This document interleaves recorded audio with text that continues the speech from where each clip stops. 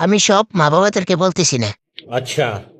এমনও কিছু ফ্যামিলির মা বাবা আছে, তারা তাদের ছেলে এবং ছেলের বউর পুকির মধ্যে আঙ্গুল দিয়া তাদের মন নষ্ট করে ফেলে।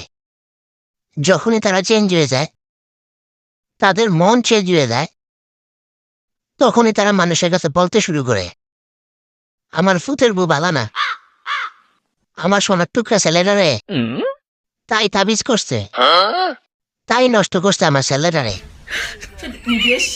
দরকার কি এসব করার?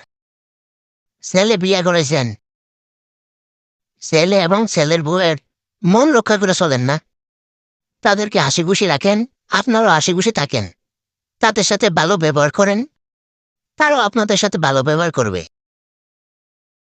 এই জিনিসটাই বাঙালি মানুষ বুঝে না। কি একটা অবস্থা! সব দোষ নন্দ ঘোষ।